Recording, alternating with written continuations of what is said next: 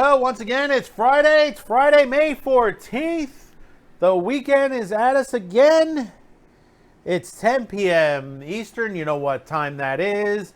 It's time for another edition of Saturday Pre-Flight, bringing your introduction into the weekend of Saturday morning cartoons, sci-fi Saturday night, and everything else you will enjoy for a weekend. Thank you for tuning in. It is a pleasure coming weekly to you with this show. And what you may say is on tonight? Well, tonight we'll be discussing the animated anthology movie, especially now that Netflix is airing the second season of Love, Robots, and Death, which you can see on Netflix, which is a great anthology. But we're going to bring you another anthology film, which is rarely talked about. It's just been restored within the last couple of years. It is a fantastic, beautiful anthology film on there, and it's great to watch. It's one thing that should be in your video repertoire, in your home, in your library. Next on our Off the Shelf, we're going to continue the anthology by bringing you one of the greatest, and I just got this dirt cheap, one of the greatest anthology films, sexy and a kick-ass soundtrack. And you know which one I'm talking about there. We'll be discussing that as well. And we'll be checking in with Metv and Svengoolie, which he'll be bringing a movie this week that any zombie would love. And then, of course, finally, we'll be checking in with what you're saying this week in your comments, in the comments section of the show. And we'll be discussing everything that's there in the comments. Well, let's speed through the Fast Five for this week.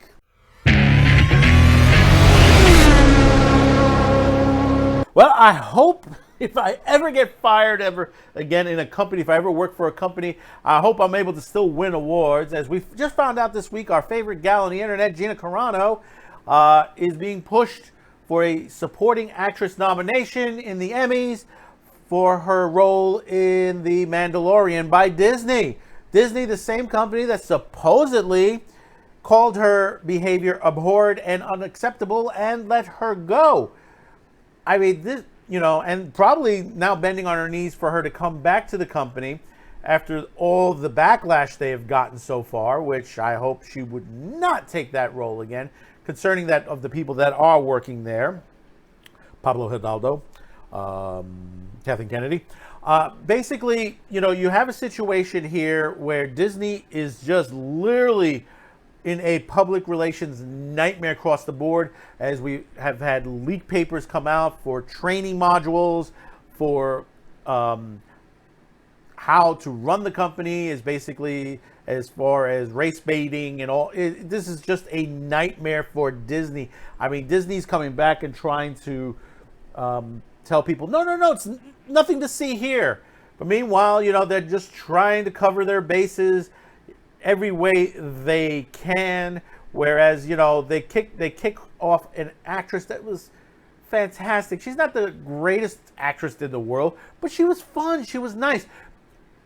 This kind of an actress is what Hollywood always needs. Someone who talks with the fans, respects the fans, and basically, that is what an actor or an actress should be doing. Not to what's happened. You've seen what's happened with Helen this past week. Her show is going to be nixed as far as that, because of her behavior, because of the way she's acting to her staff and stuff like that. This is the things that happen in this business. And when you see a fresh face like Gina Carano come across and say, "Hey, listen, I'm here. This is what I believe in," and stuff like that. And then when other people who have the opposite opinion and nothing's done about it, well, this is what's going to happen. Next, the Golden Globes. That's right, the Golden Globes. Yep, we're going to talk about the Golden Globes. The Golden Globes is being canceled for 2022 on NBC, and several people have returned their Golden Globes, including Tom Cruise, because basically they found themselves that the Golden Globes needs to reform, that it's not diverse enough, that basically, we have too many of one color on this site, and that basically we need more diversity on there. You know, the thing with the award ceremonies is people don't realize the award ceremonies are there to praise people of the accomplishments they've done, not to profess politics, check mark things on a list. And when it comes to the Golden Globes, take a moment and go look for yourself.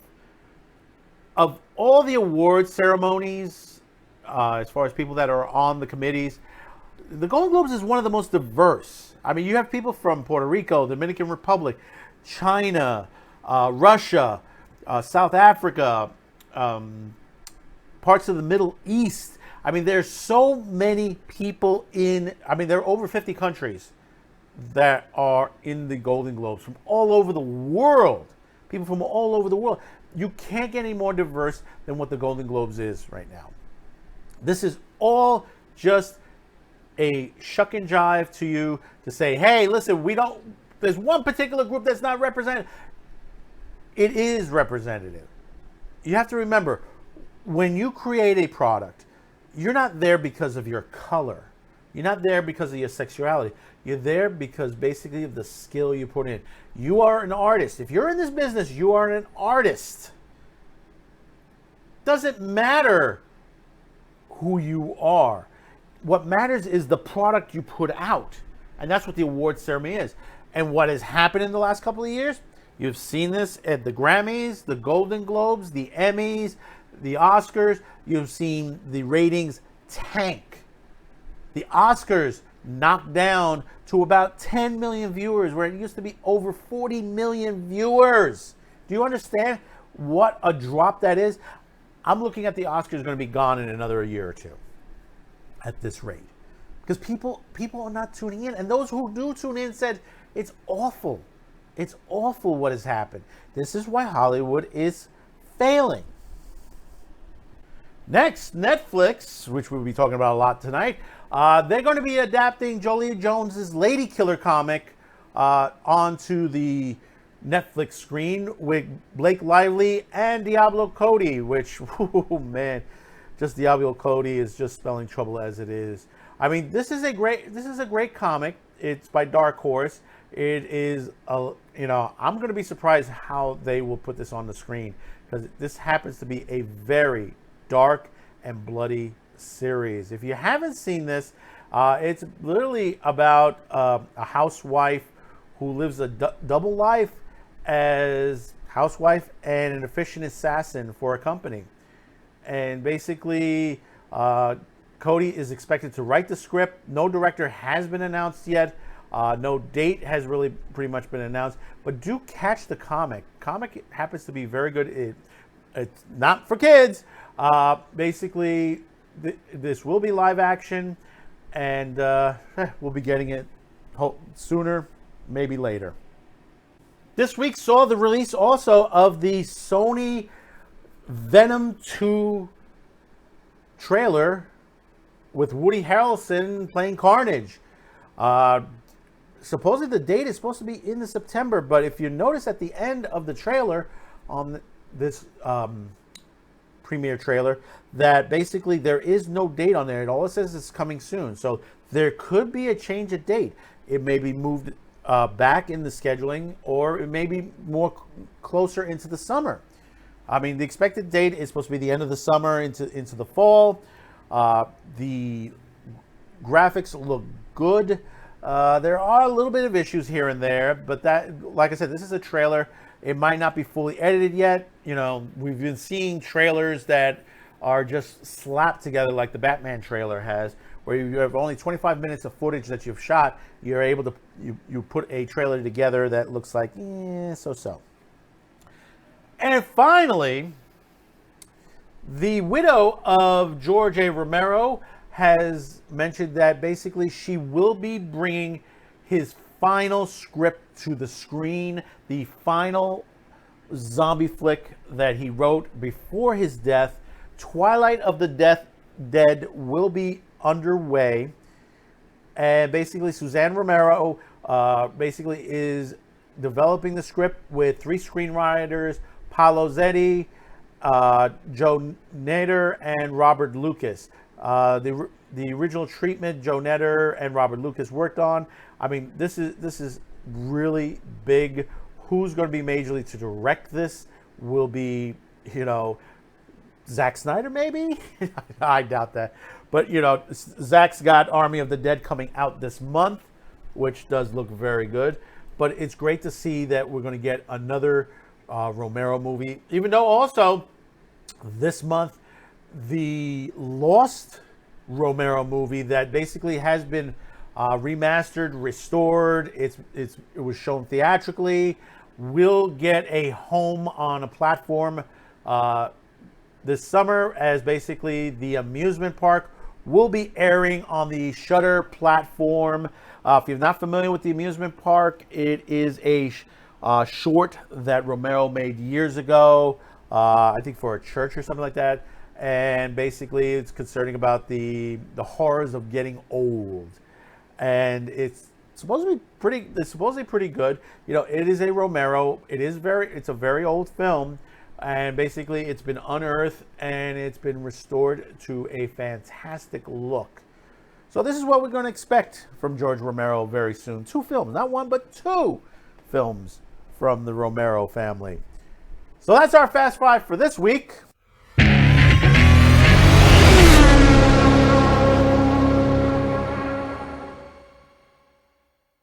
One thing I do enjoy is the anthology, whether it's a horror film, dramatic, anime, or animation. I mean, there's some great stuff out there. One thing, anthologies are always very good to watch. One of my favorite horrors is the Tales from the Crypt. Not the TV series, the original British one that was made many years ago. I think it was in the 60s and 70s on there. Very well done. In fact, some of the one or two of the stories were used in the TV series that came out on HBO. But also, you've had some anime ones and animated. Now, the reason I separate on there because basically there are different styles. Just as you're watching this evening on the 14th, Netflix has just released the second of a series of shorts, anthology shorts, created by Tim Miller and also David Fincher. And it's Love, Death, and Robots. Season 1 is available on Netflix. Season 2 is now available. And a Season 3 expected to come in 2022. This is a very good series. I love this. There are a couple of things that came out that were fantastic with this anthology. The robots surveying Earth after a cataclysm has wiped out the entire human race. It's a funny bit with a cat hanging out with them, and it is very good. The other one is the Hitler one, where basically they show sort of what would happen if this happened to him, and what would be the history after his death at this point early in life, or this particular one. And that's hysterical in itself. And one of the biggest favorites of mine is the story of a man describing his life, and you're finding out that he used to be a washing robot for a swimming pool. That's a fantastic story in itself. But all the stories on Love, Death, and Robots is very good. Later in our off-the-shelf segment, we're going to be doing another anthology, which is from '81. That is one of the best anthology films out there on the market on there, Animatrix being another one. But tonight we're going to discuss one that it came out in 1987. This is a Japanese one. This one they don't talk about too much, but it got a remaster. This is something, if you were an old Sci-Fi Channel fan, the original. This aired on Sci-Fi Channel. If you happen to have had bootlegs of it or stuff like that, you know of this particular anthology. This was done by 9 people, 9 different directors, did 9 different stories with a good soundtrack, or a great soundtrack. All the visuals were different. Some of it was funny, some of it was dramatic, some of it was just artistically beautiful. Very beautiful. And what I'm talking about is the 1987 Robot Carnival. That's right, folks. Robot Carnival. Directed by, and I'm going to give you all the names, and I'm sorry if I butcher all of these, Atsuko Fukumishi, Hiruto Kibutsu, Hiruto Kizumi, Koji Moroto, Takeshi Nakarumo, Yasumi Utimo, Mantubo Oshami, Hitsushobi Omori, and Katsushiro Otomo. And these people have gone on to done some big stuff down the line as well. But this is where they started from. This is where they started from. I mean, some of them went on to make some of the best classic anime of all time. They worked on Akira, Graveyard of the Fireflies, Blood the Last Vampire. I mean, the list can go on and on and on everyone that has worked on this anthology. And it's a beautiful anthology. I mean, some of the stuff that's in here, some of the best stuff is Franken's Gear, which is basically a fantastic one. Nightmare, Clouds, The Tale of Two Robots. I mean, the main segment itself, the opening segment of the Robot Carnival itself, that is a fantastic opening for this. I mean, like I said, these are various stories, different levels, the music. Starlight Angels, another one that is a fantastic, I mean, what can I say? Every segment is fantastic. This is similar to heavy metal, to Animatrix, when you have each segment stand out for itself as a whole. Each individual one in simpler terms, there is no master story other than the Robot Carnival itself, which shows at the beginning and at the end, but that's just introduction and ending. What's in between has nothing to do with each other. Each of one of these stories are individual in itself. Not unsimilar to like heavy metal, which basically had one main story, and those stories in between are part of the main storyline itself. Same thing with Animatrix and a bunch of other anthologies on there. And the thing is, recently Robot Carnival got a remaster. It got a digital remaster. If you've seen this before, Retro Crush is playing this online right now, both in subtitle and dub versions. Yes, that's right. There are 2 versions of them. This is a little hard to get on DVD now. On Blu-ray especially now. The price is going up.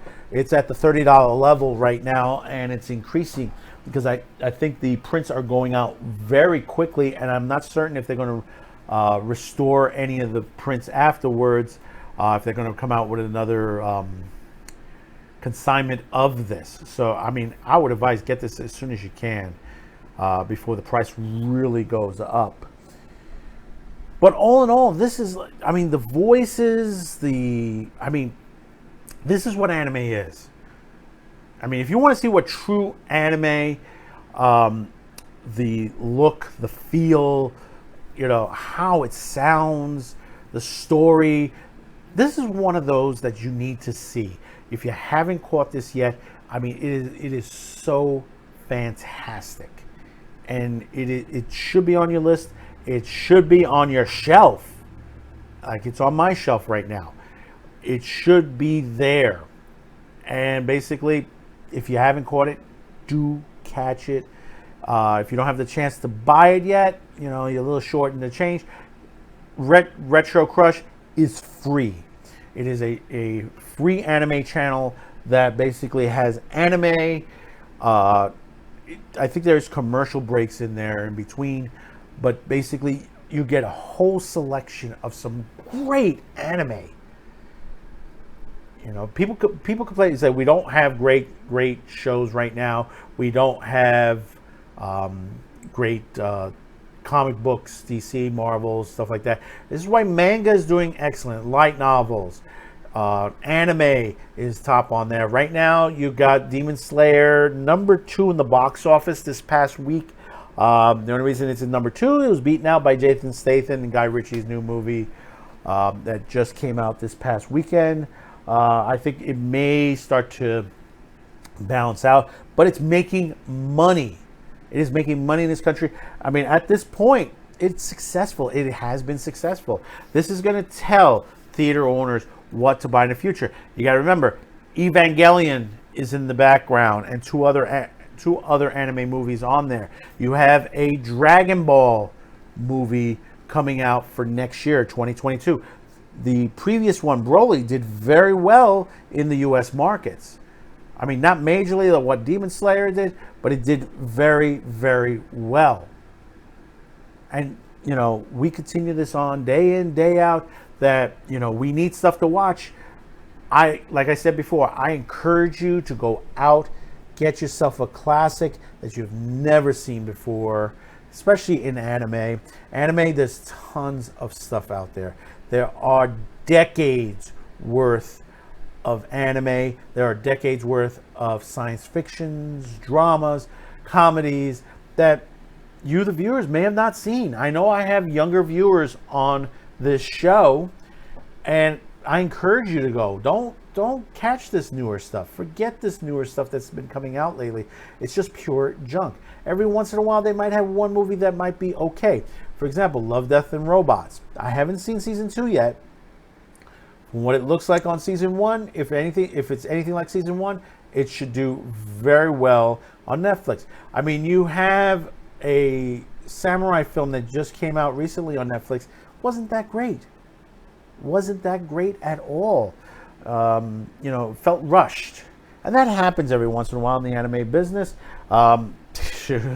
Promised Neverland is another example of what can go wrong. So do catch this. It is a great movie, and you know, enjoy it. Enjoy it on a big screen. And if they ever happen to play this on a art house theater, go see it in the theater. This is beautiful on widescreen. It is beautiful on widescreen. It does have a restoration on soundtrack, so it will work with the sound systems that are out there today in these theaters. I mean, I've talked about many theaters like the Angelica in Manhattan. Angelica Theater happens to be one of those theaters that would play movies like this. They're known for this.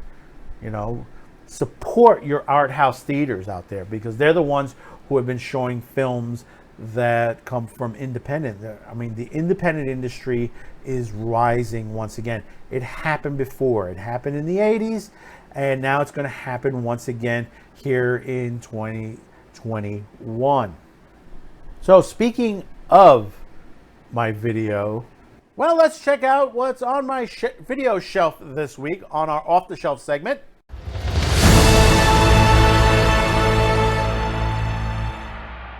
Well, you know, we've been discussing animation, anthologies, so I might as well have thrown this in there. You might have thought, man, look, he's doing the animatrix. No, actually, I'm going back. In fact, we were doing a story this week about that there's going to be a reboot, remaster, whatever they're going to be doing with this movie. Basically, Heavy Metal, 1981. I just got this on Blu-ray. It is at a fantastic price, less than $8. You can get it online right now. If you're not familiar with Heavy Metal, this is one of the greatest anthology animated movies. It was well done, even though at the end it was rushed. Because if you ever see the documentary, it was rushed into the theaters, but still did a fantastic job based on the comic magazine of the same name. Most of the stories are based on stories that were in those magazines. We have a slew of directors doing this. Also, someone majorly involved with it, and you know his name. Ivan Reitman was involved in this as one of the producers of this production. It is a fantastic production with the voices of John Candy, Eugene Levy, John Vernon, Joe Flaherty. You know, John Candy did some great segments on there, especially Den, voice of Den, of young Den on there. I mean, all the stories are so fantastic. So Beautiful, So Dangerous, Soft Landing, Captain Stern, B-17, Harry Canyon, Grimaldi. I mean, and there's some stuff that they couldn't even put in here. So Beautiful, So Dangerous is a larger story scheme, and they could have gone any other direction on there, but they went with the sexy part of it. But that was heavy metal. Heavy metal was sexy, nudity, violence, and one hell of a kick-ass soundtrack. Have you heard this soundtrack? It is a great soundtrack by some great musicians.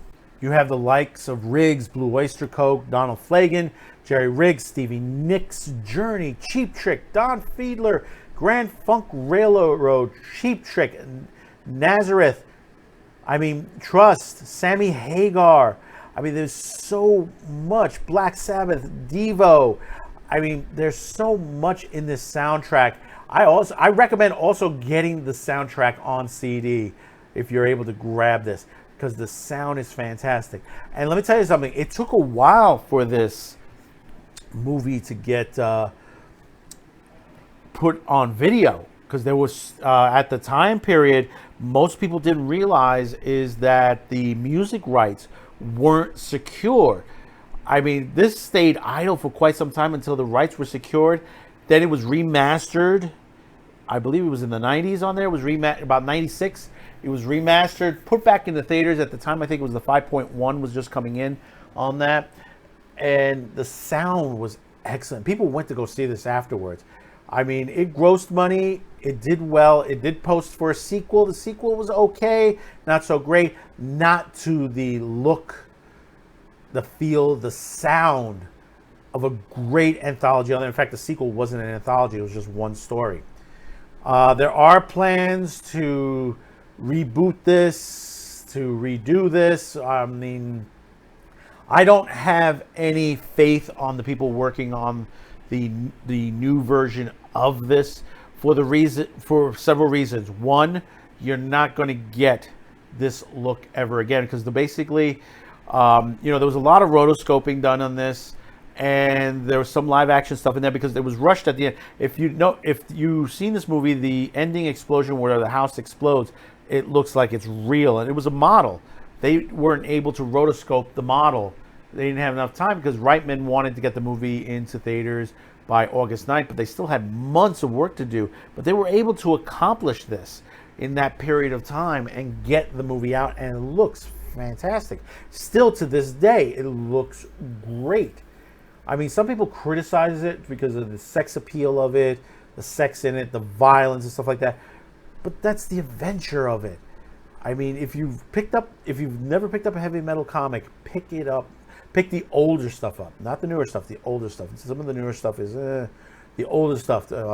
Anything with Den in it or Stern or, So Beautiful, So Dangerous, get that one as well. I mean, there's some great stories that was promoted in this magazine, and it was always a great cover.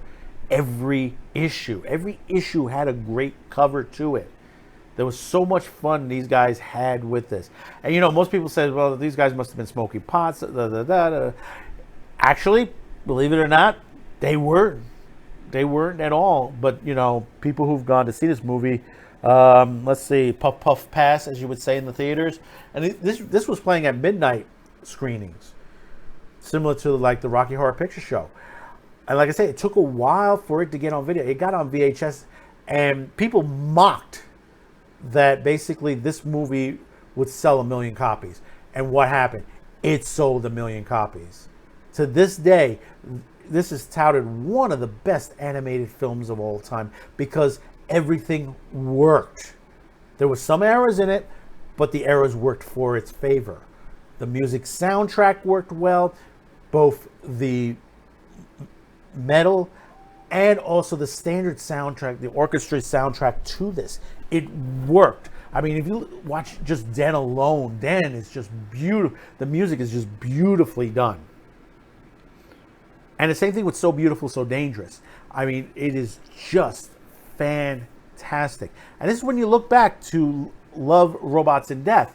You know, the soundtrack is okay, but still, you got a great anthology. And the same thing with Robot Carnival. Robot Carnival, even though Robot Carnival came out about 6-7 years later, Robot Carnival was also very good in soundtrack and also in visuals. That's what makes a good anthology, that you have a good story, good visuals, and a kick-ass soundtrack. Some of the Blu-ray features on there is that they have a rough cut version of the movie in there. That's in other words, before the coloring and stuff like that, and the soundtrack all leaked in there. There are some scenes that were not put into the movie that were left out that could have changed the look of the movie itself, which would have still made it a very good movie.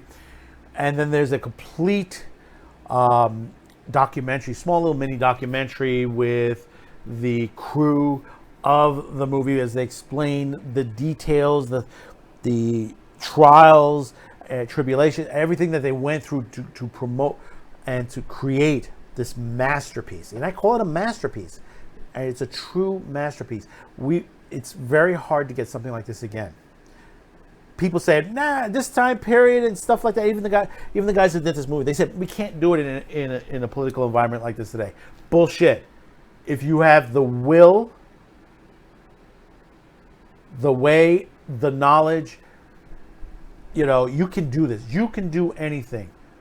You have to remember, those who have criticized movies like this are the little minority people. For years, movies like this have been criticized. Even back then, this movie has been criticized for what it is. Back then, it was because, oh, it's a cartoon. Why is it a cartoon? It should be for kids and this, and that. Why is there sex going on? Oh, my God.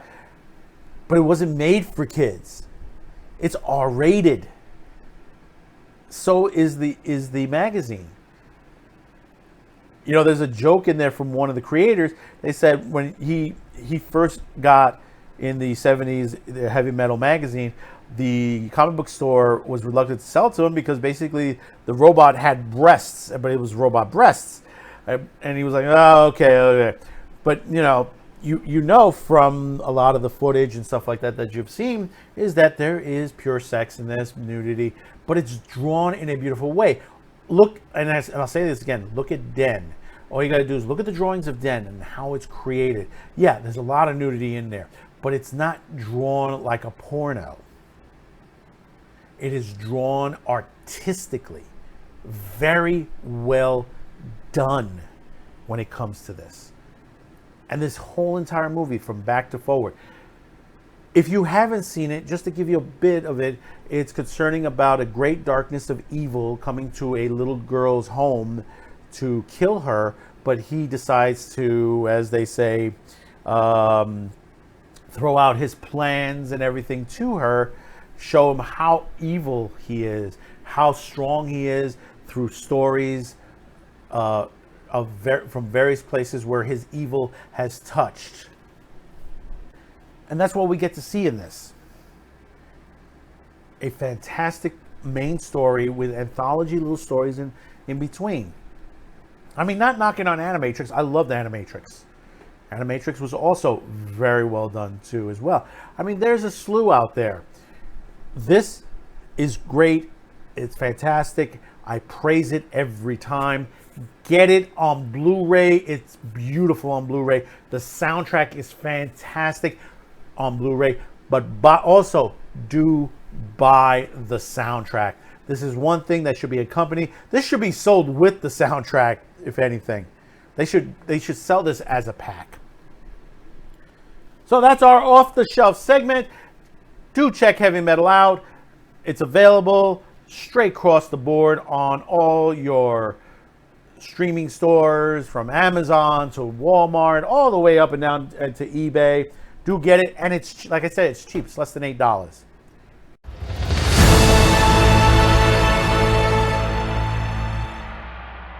Well, here's the part of the pre-flight that we hear from you, the viewers.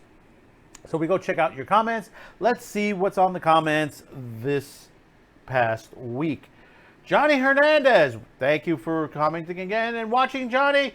Since we lost Kubo, MeTV should add a cartoon channel. Thank you for commenting, Johnny, again. MeTV has a secondary channel right now that is being tested in the Chicago, Illinois area, and I think Arizona as well. It's called MeTV Plus. There are supposedly some cartoons on there and repeats of Tune In With Me at the 11 p.m. slot. So do watch out for it, as it probably, depending on what territory you're in, you might be able to get it if you're in that Chicago, Illinois, Arizona area, since they are changing the frequency codes and stuff like that. There's a lot of things going on. There's a guy out there, Antenna Man. If you check out his videos, he does a deep explanation of what is going on as far as broadcast television, because basically there are a lot of changes. Yes, there are channels that are being lost over the airways, and primarily it was a money situation on that, because they've been moved to either to a lower channel or they just shut down entirely. So do check that out as well. Sean Eldridge, I just found out not too long ago, and I think this is great. Not only the Addams Family is back on television, but on MeTV. Yes, I'll be watching the Addams Family. Now, if MeTV got Dobie Gillis and the Little Rascals on the network, that will be wonderful. Even though I'm 46 years old, I still love watching these old classic shows. I will tell you very much, I enjoy watching these old classic TV shows than what's on television today. MeTV is a great network. I may not watch everything that's on there, but I still enjoy the watch. Thank you, Sean. Just to let you know, and I just said this a minute ago with Johnny's comment, MeTV does, if you're in the Chicago or Arizona area territories, there is a new channel, MeTV Plus, that's being tested out there. From what I understand, the Little Rascals will be on this network, and plus a lot of other Laurel and Hardy and a lot of other classics on there. So there's going to be a little bit of a change up on there, some animation, some other shows that are not available on MeTV yet, but will be on MeTV Plus. So do look for it as well. Isaiah Williams, I find the classics nostalgic due to the effect of the new ones. Yep, that plain and simple, what you could say about nostalgic. Nostalgic TV is what's in. I know a lot of, and I said this before, there are those out there who have been criticizing that, this is a fad and stuff like that. Nostalgic has been increasing. It's been increasing greatly as we've seen broadcast television in a massive decline. We've seen channels like Cartoon Network, Sci-Fi Channel, and others. They're just declining in viewership because basically they've stuck either to politics or to product that just basically people don't want. It's plain and simple. I mean, these networks haven't learned yet. When you have MeTV growing at the rate it's growing, including other networks, Heroes and Icons, Grit, and many other of these nostalgic networks that are growing greatly, and people are looking for these classics, you got to say to yourself, what are we doing wrong in Hollywood? What are we doing wrong in broadcast television? Thank you again, Isaiah. Now, it's Tavi Prods or Productions or whatever it is. Cartoon Network has really gone in a downward spiral. No thanks to forcing in radical and gender politics. It's practically go left or go home. Yeah, that is absolutely correct. This is what has become a Cartoon Network. A lot of people like saying, no, that's not. Yes, it has. All you have to do is look at the ratings in the last decade. And then not only Cartoon Network, we're talking also Nickelodeon, we're talking Boomerang, we're talking Disney Channel. All these networks have failed. Why? Because they keep producing the type of programming they've been producing for quite some time. It's not only the CalArts situation, it is what is in this programming. It's all politics. These are not cartoons. If they wanted to say that they are a children's network, produce children's programming. Stop talking about politics. Stop talking about racism. Stop talking about all this. Kids don't care about that. They just want to watch cartoons. They want to play and watch cartoons. Let them grow up. We went through that era. We had no problems. We grew up. We still love these cartoons. They've been great. People don't like them, but they did teach us some things. There are cartoons out there that have PSAs at the end that taught the most basic parts of life. You know, look at all the G.I. Joe PSAs that they did for years. Look at Silverhawks. Silverhawks taught us on space. You know, there were things that were out there that did teach us. You know, the government stepped in and killed the Saturday cartoon. They were one of the reasons why Saturday cartoons went away, because the government thought there was not enough education out there on the Saturday morning cartoons. But that is not what Saturday morning cartoons was. Saturday morning cartoons were to have fun, have a good laugh, and, you know, there's a little bit of education strung in there, but that's okay. Not to just completely wipe them out and throw in... How many times, let's put it this way, how many times do you say, Ma, I want to watch the adventures of the guy playing around with the animals? Not many. Not many at all. Kids have drawn away from all of this stuff. Kids spend more time on YouTube and on some of these streaming sites that have some great cartoons, especially the classic stuff. You know, you have people like Warner Brothers that just want to tear apart these cartoons and say, well, this is what the people want. No, this is not what the people want. This is the 10 people on Facebook, on Twitter, on Reddit that just sitting there day in, day out. They have nothing else to do but to criticize everything. They are the Robert Conrad of this era with the battery on the shoulder and saying, go ahead, try to knock this off. Thanks again, Tavi Production. VHS Loud Fan. My favorite show as a kid when I grew up the most was The Jetsons. My favorite is episode 5 and basically never aired on MeTV. It aired 3 episodes and boom, off the air. VHS Loud Fan, depending on the territory you were in, you're probably having the same problem I'm having. I don't get to see The Jetsons on Sunday morning because I am preempted by a show called Jersey Matters. Sunday morning, you know it's dedicated to the politic and news shows, talk shows that are on every Sunday morning.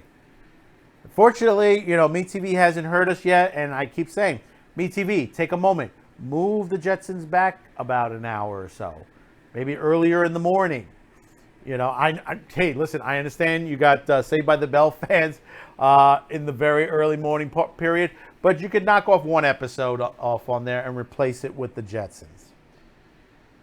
Thank you to everyone. Yeah, that's all. That's all the comments we have this week. Thank you to all of you who have commented. Don't forget, you can comment below or on any of our other social media platforms, which includes Facebook, ODYSEE, Gab, Minds, Twitter. All of those are available. BitChute. All of those are available to you when you want. Leave the comments below and we will get to you. We will get to you. Thank you. Once again, thank you for all of those who have commented. Well, before we leave, let's check in with MeTV and what's on Saturday night, Svengoolie at 8 p.m. Let's check in with them right about now. This week on Svengoolie, Fiend. I can't wait to see it. Where are they and why can't we see them? Ghastly, it's horrible. No spoilers. It's Fiend Without a Face on the next Svengoolie. Saturday night on MeTV. Yes, that's right, folks. It's the 1958 Fiend Without a Face. Yes, that stars Kim Parker, Marshall Thompson, Keanu Reeves, and Terry Kilburn. Yes, this is one of those weird stuff. One of these weird films. Yes, that's right. It's giant brains attacking the brains. We need some zombies in here to get rid of the brains. This is one of the great classics out there. Low budget, really well done. A lot of people say, well, I don't know. I don't like some of these films Svengoolie's been making. I've been seeing that on Facebook lately in the Svengoolie group. You got to remember, these are classic films. These were made in very low budget. I mean, this particular movie was made in today's dollar. This movie, roughly around between $50,000 to $70,000 that they put into this. Okay, that is pretty good for a movie of this nature. I mean, when you could spend that much money, this is something that it didn't gross much or anything like that, but it made some money. I mean, this was based on an original story called The Thought Monster. Ooh, doesn't sound too good on a widescreen. The Thought Monster. Fiend Without a Face sounds much better on that. So that's the movie this week on Svengoolie, 8 p.m. Eastern on your local Metv channel. Do check with metv.com if you are not getting the channel in your area. If it's not on your cable service, pop an antenna in and look for it. You should be able to scan it. I know some channels, and I've mentioned this before, check with the site Antenna Man on YouTube. He explains what to do, what to get if you're not receiving the MeTV channels. There are instances where the particular network that may have carried the MeTV is gone permanently, and he gives a detailed story on why. Most people don't realize years ago the FCC offered buyouts for the frequencies because they need the frequency codes for other things, and some companies basically they took the bite out of the apple on there. And one major company that's not even in the broadcast business bought up a bunch of small ones just for the money, just to get the money because they knew the buyout was coming. So 8 p.m. Eastern on MeTV. So we've come to the end of this video, and I thank you for all of those who have watched. We've been doing very well on this channel. We plan what to do with some of the segments. We plan to split off some segments into smaller clips for you. For those of you who, they like to see certain parts of it, or basically haven't been introduced into a full Saturday pre-flight yet. It will allow them to see some of the stuff that we offer on Saturday pre-flight here on Q2Cast TV. It's sort of a slice of pre-flight, so do watch for that if you're watching this for the first time, so at least you know what we offer on all of our other episodes that we have air. So that's coming very, very soon. So once again, have a good weekend. Enjoy those Saturday morning cartoons. Enjoy during the day, and then when you come back home, sit back, relax for a little Sci-Fi Saturday night, 8 p.m. Svengoolie, then Sci-Fi Saturday night with Star Trek and The Night Stalker, Voyage to the Moon, something to take you overnight if you plan to stay up all night long. There's some great stuff on MeTV, on the overnight, or in any of the other nostalgic channels out there. There's some great stuff out there. Do take again. Remember, always try to take in something that you think that you've never seen before. A classic nostalgic movie from 30, 40, 50 years ago. Try it. You might really like it, or you might learn something about the history of filmmaking on there, because there are a lot of great films out there that are being remade these days. Like, for example, there is a remake of The Green Knight out there right now. But basically, if you didn't know, that is a remake of a Sean Connery flick, and we'll be discussing that in a future episode of Pre-Flight. Great movie to watch with Sean Connery in it. So enjoy yourself. Thank you for tuning in. Don't forget, Tuesday, Wednesday, Thursday, Man with the Show with daily episodes, and Friday, 10 p.m. Eastern, here on Q2Cast TV. Saturday, another episode of Saturday Pre-Flight. We're almost to the summer. Thank you for tuning in, and we'll see you on the next one. Bye-bye now. Oh, and before we go, don't forget to check out our new Teespring shop, our Q2Cast shop, and at our new address, Shop Q2Cast, where you could check out our new anime shirts that we have out. Anime shirts, pillows, just in time for the spring and summer. Go check them out. And we have some of our classics still available there from our TV shows. And we have more t-shirts on the way. We're redesigning the Q2Cast shop, our merch shop. We have a lot more coming. So do check us out. That's shopq2cast.com. One more time, that's shopq2cast.com. It is up and available just for you. And remember, all proceeds go to help this channel.